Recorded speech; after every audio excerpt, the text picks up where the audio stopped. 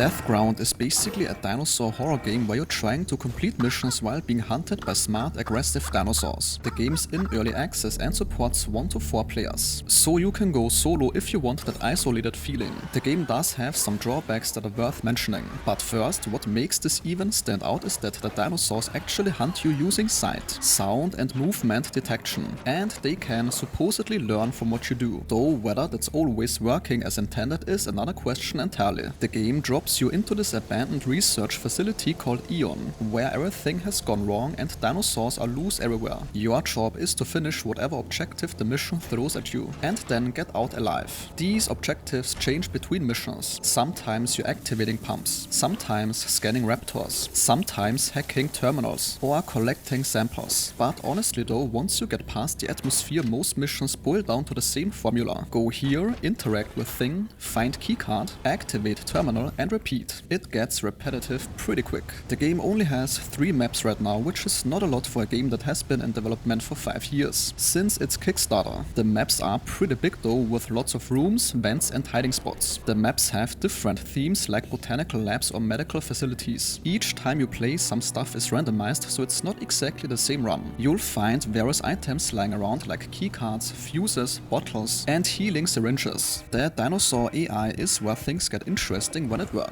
They are supposed to learn your tricks. If you keep throwing bottles to distract them, they will eventually catch on and ignore the bottles to come after you instead. They can even fake you out, like pretending to leave an area and then rushing back when you think it's safe. They can hear you running on glass, they notice your flashlight, and some can even open doors. The main dinosaurs you'll encounter are raptors and some bigger threats. That said, the AI can also glitch out and just completely ignore you sometimes, which is often the case in early access games that focus on AI. You pick a character loadout before each mission, and each one comes with a special tool. There's a motion detector that shows you where dinosaurs are nearby, a tranquilizer rifle that can temporarily knock them out, a hacking device for terminals, and a medical kit for healing teammates. You also have basic items like bottles for distraction and healing syringes for yourself. The gameplay loop is all about stealth and survival. When you hear a dinosaur nearby, you need to hide in lockers, crawl into vents or duck behind cover. If you die, there are clone pods around the map that let you respawn. But if you die again before reaching another checkpoint, that's it for that run. Playing solo is definitely harder because you're doing everything yourself, but it gives you that pure survival horror experience. The missions usually involve a lot of backtracking through areas while avoiding patrols, and you will often need to complete multiple steps like finding keycards, replacing fuses or activating terminals around the map.